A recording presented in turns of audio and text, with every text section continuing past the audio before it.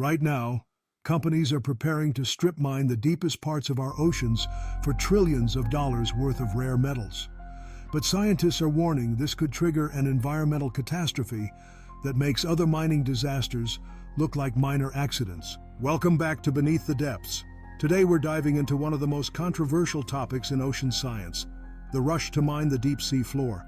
It's a high-stakes battle between our growing demand for technology and the preservation of Earth's last unexplored frontier. Scattered across the deepest parts of our oceans are billions of potato-sized rocks called polymetallic nodules. These seemingly ordinary rocks contain some of the most valuable materials on Earth. Rare metals like cobalt, nickel, copper, manganese, and rare earth elements that are absolutely essential for smartphones, electric car batteries, wind turbines, and renewable energy technology. The scale of this underwater treasure trove is absolutely staggering. We're talking about an estimated 21 billion tons of these nodules, covering millions of square miles of ocean floor across the Pacific, Atlantic, and Indian Oceans. The total value of these deposits is mind-boggling. Some conservative estimates put it at over $1 trillion, while others suggest the true value could be many times higher. To put this incredible wealth in perspective, there's enough cobalt sitting on the ocean floor to power electric car batteries for the entire world for thousands of years.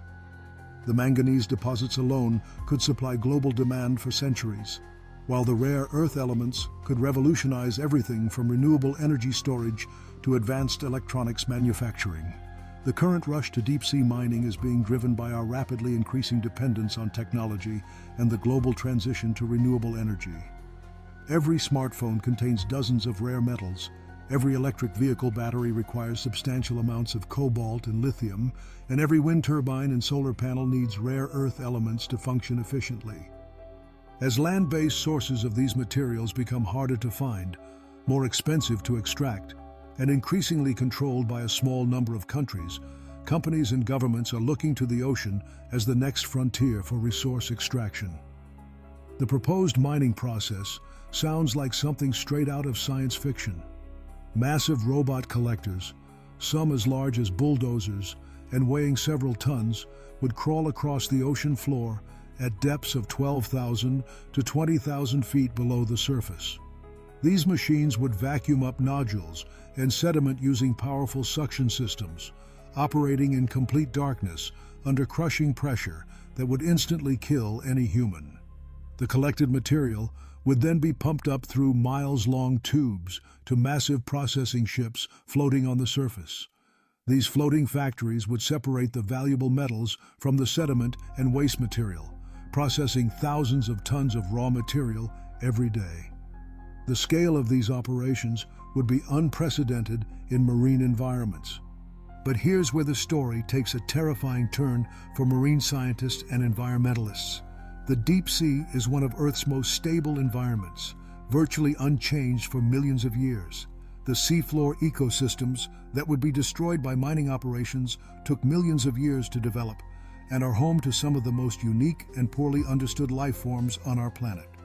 The mining process would completely destroy habitat that took millions of years to develop, wiping out entire communities of deep-sea organisms in a matter of hours.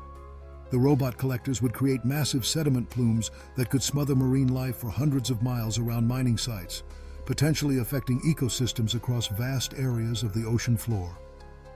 These sediment clouds wouldn't just settle quickly. They would remain suspended in the water column for months or even years, blocking sunlight, clogging the feeding apparatus of filter-feeding organisms, and potentially disrupting the entire food web of the deep ocean. The effects could cascade up through multiple levels of marine life, affecting everything from microscopic organisms to large fish and marine mammals.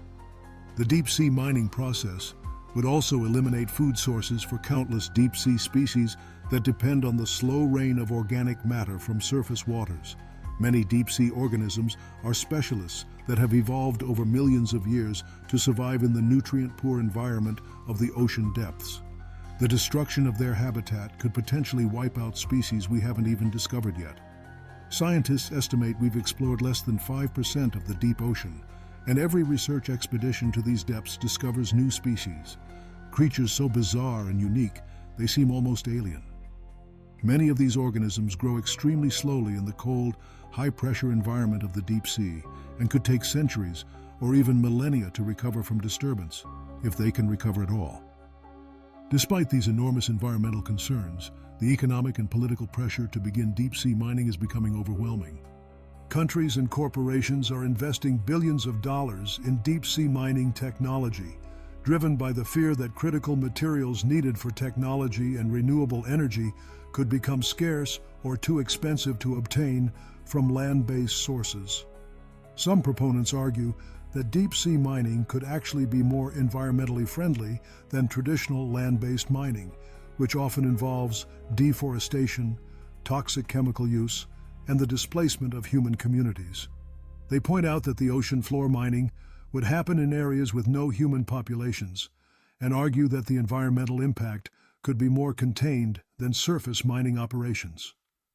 The International Seabed Authority, which governs mining activities in international waters, is currently under enormous pressure to approve the first commercial mining licenses.